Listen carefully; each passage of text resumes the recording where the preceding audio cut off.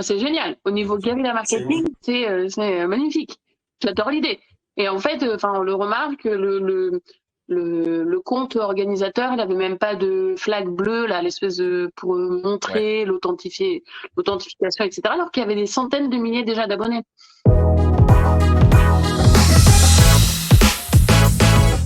On va commencer par parler de Meta et son métaverse, donc Facebook, la maison mère de Facebook. Il lance son métaverse, il le construit petit à petit, ça fait un tollé depuis qu'ils ont lancé le métaverse. Il y a 200 000 actifs mensuels, utilisateurs actifs mensuels, et ils attendent en fait 500 000 usagers fin 2022. Pour vous dire que là, ça va être très compliqué. Ils ont utilisé 15 milliards de dollars d'investissement depuis le début, donc depuis fin 2021. C'est à peu près environ 2 milliards par mois pour le développer et personne ne veut aller dessus. C'est très compliqué puisque ça promet de vraiment peser dans les finances de Meta. Depuis le début de l'année, ça pèse énormément parce que c'est le projet dont Mark Zuckerberg veut absolument mettre en place, que personne ne veut y aller malheureusement.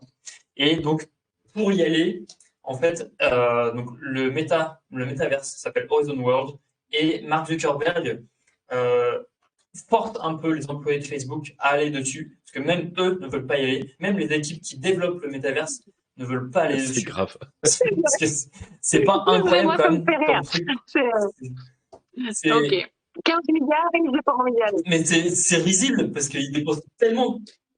Mais 15 milliards, et le problème, c'est qu'en fait, pour l'instant, c'est disponible que sur les casques de réalité virtuelle.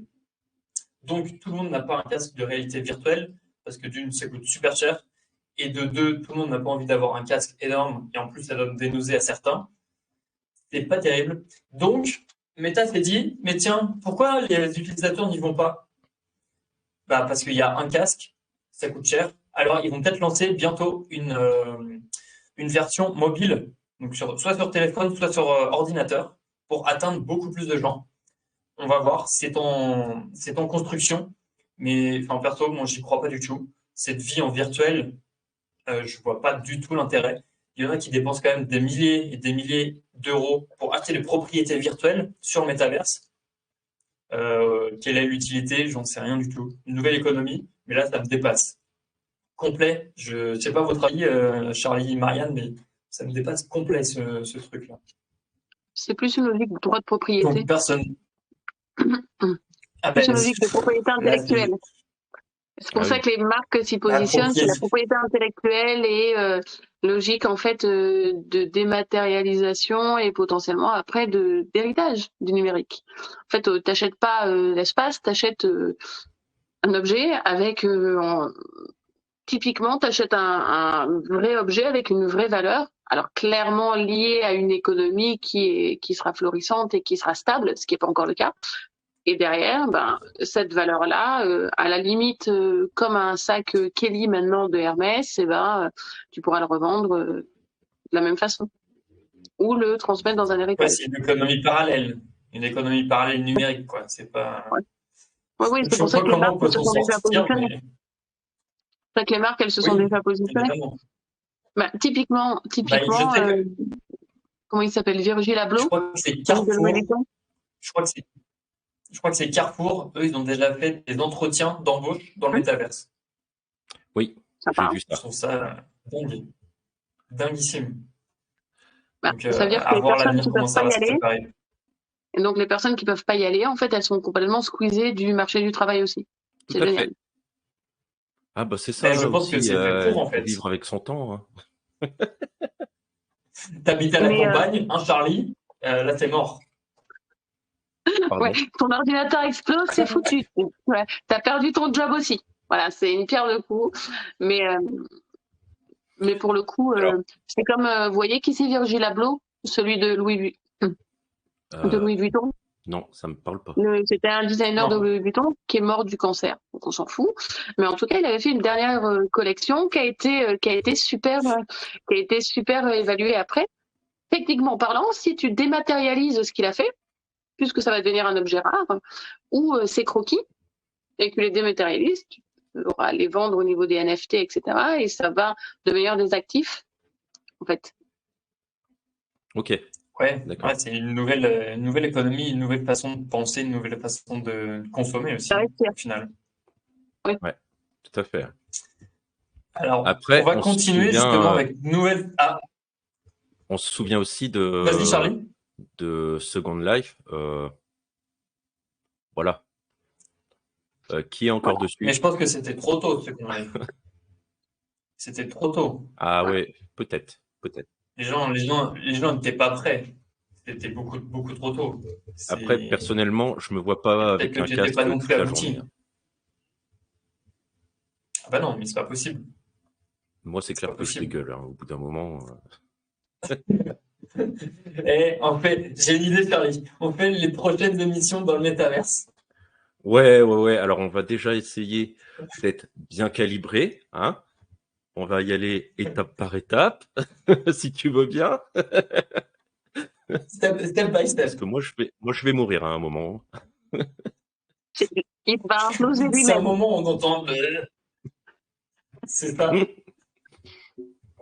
C'est exactement Alors, ça. on va continuer justement avec une autre économie. C'est l'économie des créateurs TikTok. TikTok a lancé son fonds créateur en 2021, en 2020-2021. Et il y a eu une nouveauté ces derniers jours. C'est que maintenant, pour pouvoir gagner de l'argent via le fonds monétaire de création des créateurs TikTok, il va falloir être donc déjà un créateur de plus de 18 ans, avoir 10 000 abonnés sur TikTok, sur son compte, avoir fait au moins 100 000 vues au cours des 30 derniers jours. Okay. Ça, c'était pas forcément le cas avant.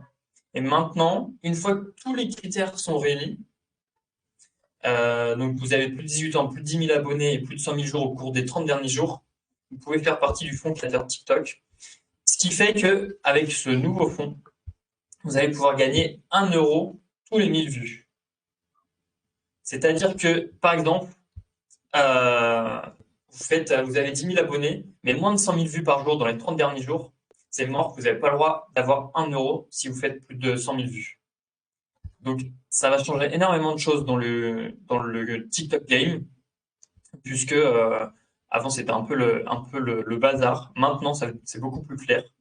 Le problème, c'est que évidemment, il y a toujours des petits tricheurs, des petits rigolos qui prennent des parties de vidéos YouTube qui ne leur appartiennent pas, qui les mettent sur TikTok et qui font évidemment des centaines de milliers de vues, voire des millions de vues. Et ça, Marianne, on appelle ça un peu du vol de la propriété intellectuelle, non? Non, du moins, on est sur des plateformes américaines, donc il y a des CGV et des CGU, qui sont conditions générales de vente et conditions générales d'utilisation, qui sont considérées abusives. Alors techniquement en Europe, oui. En Amérique, on n'est pas sur les mêmes règles et en fait, tout dépend qui le fait. Donc oui, sur le principe. Donc je te rejoins sur le vol de contenu, sur ce qu'on appelle de la contrefaçon, sur la concurrence déloyale avec d'autres créateurs de contenu.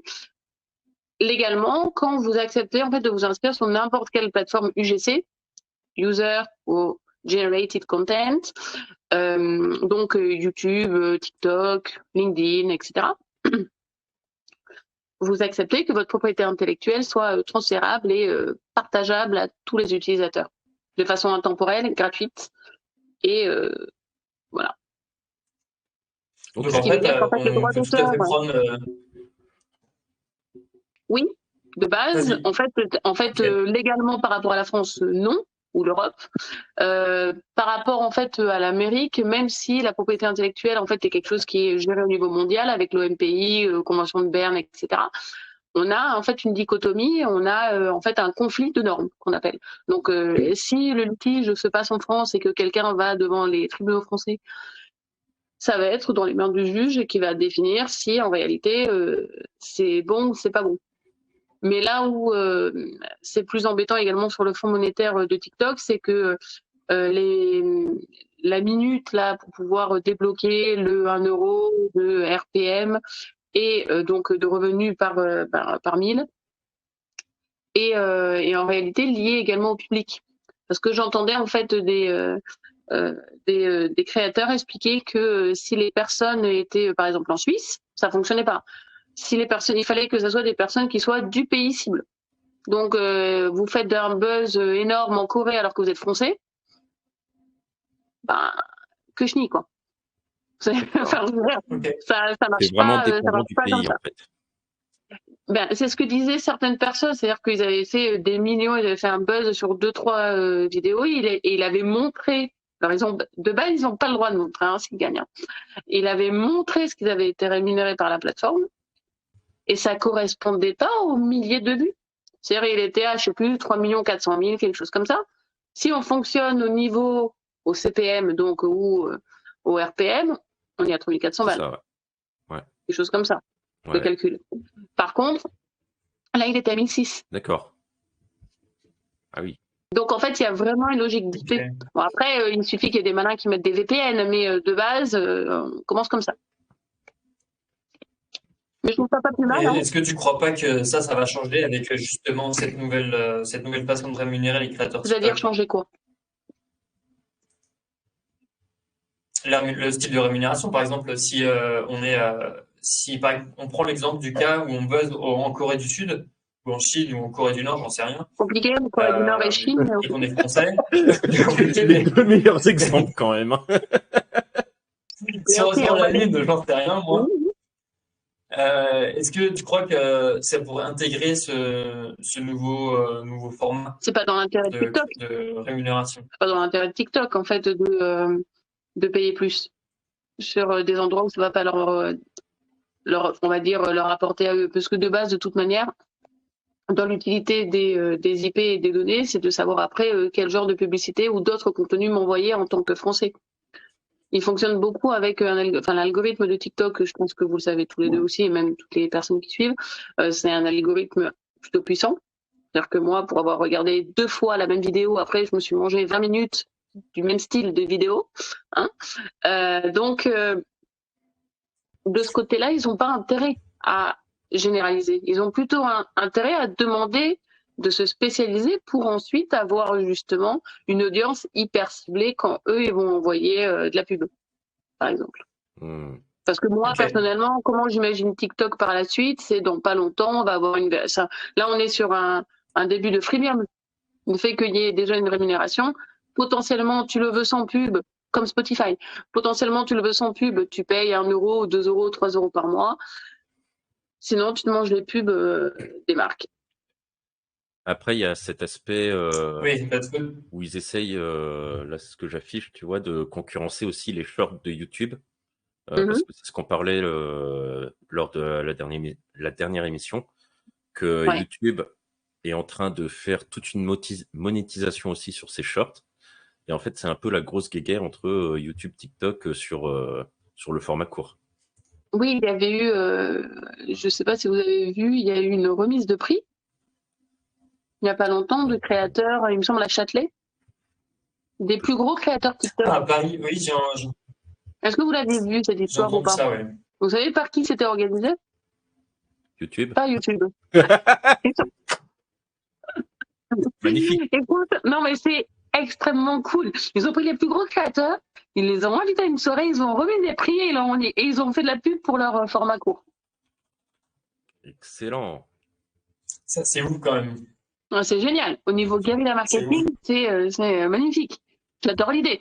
Et en fait, on le remarque, le compte organisateur, il n'avait même pas de flag bleu, là, l'espèce de pour montrer l'authentification, etc. Alors qu'il y avait des centaines de milliers déjà d'abonnés. Donc voilà. Non mais c'est vraiment génial. Moi j'ai adoré l'idée. Voilà, et ils ont fait un buzz de fou parce que tout le monde se disait ouais, les gros créateurs qui disaient ouais, j'ai reçu un prix qui était en mode comme des oufs, mais c'est vrai que les rewards de YouTube restent importants. Je veux dire, avoir sa plaque avec le symbole en doré, en argenté, etc. Après, personnellement, est-ce que pour du short, je vais sur YouTube? Je sais pas. Moi, Marianne, consommatrice de 36 ans et demi, 36 ans et plus, je sais pas. Honnêtement, je sais pas. Moi, je sais que les shorts, non. Mais je trouve ça malin. Mais je trouve ça quand même hyper drôle et après je trouve qu'il y a de la place pour tout le monde en fait dans ce genre de truc. Ils se mangent un peu la rate, mais il y a quand même de la place pour tout le monde. Il y a de la place pour tout le monde, mais le truc, c'est qu'à la base, les réseaux sociaux étaient différents. Et au fur et à mesure, on voit qu'ils se piquent leurs idées Tout début, Instagram a piqué les stories à Snapchat. Maintenant, il pique les Reels à Instagram, à TikTok. Oui. TikTok pique l'idée de Be Real. Ils se piquent toutes Est-ce qu'on leurs est idées et vraiment du coup, sur il va y avoir une du uniformité au vol? bout d'un moment. Est-ce qu'on est vraiment sur du vol? Non, ils diront que c'est de l'inspiration. Ah, Charlie, je crois que là, tu as eu un problème. Ah non, je vais bien. On nous entend en fait, on s'entend en double. Ah. Est-ce que tu t'entends toujours? C'est les aléas du direct, une fois de plus. Oui, toujours. Sérieux? Ah, là c'est bon. Ouais, là c'est bon. Là c'est Ok. bon. C'est revenu. Ça faisait un peu DJ années 80. Mais c'est très cool, hein. Il y a Allez, aucun let's problème. go! Est-ce que Et vous êtes tout de là? suite, Support, sur la piste Fibori? de danse. Non, C'est un mais peu, en c'est ça. réalité, ce que je disais, c'était plus l'idée que quand tu fais un TikTok, on te propose directement de le partager sur Instagram. Oui. Ou sur d'autres, donc il y a quand même Sur une Meta. volonté plutôt d'interconnexion. Ils auraient plus à y gagner plutôt de se tirer dans les pattes, de bien déliser leur truc et d'évoluer en fait. Après, le problème, c'est que voilà, dans la logique de concurrence, Marc n'est pas un exemple de fair play. Oh, Ça se pourquoi tu saurait. dis ça? Je sais pas. Je sais pas. Je Franchement, parle pas tu du déconnes, Congo, hein. Mariana. Je parle pas de Coco, hein. On n'est pas sur Jonathan Cohen, hein. On est vraiment sur Marc Zouki. Zouki, Marc Zouki. Eh bien, écoutez, on va passer sur la dernière nouveauté, les nouveautés LinkedIn, et deux nouveautés qui arrivent, dont une qui me plaît énormément. Si LinkedIn se met à vraiment avoir plein de nouveautés en ce moment, c'est pour développer un petit peu son audience, etc. Première nouveauté pour LinkedIn qui est en test, c'est la possibilité, comme dans les stories sur Instagram, tu vois, on en parlait là, ils se copient tous, de pouvoir de pouvoir mentionner des pages et des personnes sur ces publications. Donc, comme avec sur les stories Insta, vous allez pouvoir avoir le nom de la personne, sa photo de profil, cliquer dessus et aller directement sur son profil. La même chose pour les pages. Donc, c'était déjà possible de faire ça, mais on ne voyait pas le sticker. On voyait juste, si on cliquait sur la photo, juste le nom de la personne, c'était hyper moche. Là, c'est beaucoup plus stylé. Je trouve ça beaucoup plus agréable, beaucoup plus visuel. Donc, ça arrive prochainement, on ne sait pas quand. On attend le déploiement. Et deuxième chose, ça va être extraordinaire. Le format carousel cartonne sur LinkedIn. Et là, on n'aura plus besoin d'avoir plusieurs photos en quadrillage. Il va y avoir, maintenant, les photos seront sous forme de carrousel. Ça change tout le LinkedIn game, puisque jusqu'à présent, il fallait cliquer. On avait le droit à 3 photos, plus une photo avec le nombre de photos qui restaient derrière à voir. Là, elles vont être toutes en carrousel. C'est pareil, ça va être une nouveauté qui va arriver, on ne sait pas trop quand, mais ça permet encore de dynamiser, de gagner en reach, en audience organique. Et ça va être extraordinaire. J'ai hâte, parce que j'ai déjà hâte de voir aussi d'avoir le nouveau format carrousel, photo, vidéo, Ouais. qui n'est encore pas arrivé chez tout le monde. Je sais pas, vous l'avez, vous, le nouveau format carrousel? Oh là là. Il y a le temps encore, mon bon monsieur. Ça vient de sortir, moi je l'ai Il y a dans le un temps, an. hein. Je ne sais pas, pour l'instant, je crois qu'il est encore vraiment réservé aux créateurs En bêta. du LinkedIn Creator en bêta. Mais ça fait longtemps qu'ils ont communiqué dessus et je suis jaloux, je ne l'ai toujours pas. J'ai plein d'idées, mais en fait, ils ne me le donnent toujours pas, donc c'est hyper frustrant. Donc voilà les deux nouveautés LinkedIn que je pouvais vous partager. LinkedIn sort énormément de nouveautés. D'ailleurs, Charlie, tu te souviens comment ça s'appelle, des templates visuels visuels de LinkedIn? Oui. Est-ce que tu en vois toujours? Franchement, c'était magnifique. Comment? Ça a duré une journée. Non, mais On ça, n'en voit plus. C'est incroyable. C'est incroyable. Mais il propose mais, toujours la fonctionnalité. Je ne comprends pas. mais je pense que je vais en faire un. Juste pour voir Ah l'engagement ouais? qu'il y a sur ce truc. À un moment, je vais en faire un. Si, alors, de temps en temps, j'en vois toujours, mais c'est très rare. C'est tout le temps la même personne qui en fait. Et l'engagement en dessous, bof, pas terrible. Ah ouais. Donc, c'est vraiment pas Pourquoi très, ça très m'étonne pas? engageant.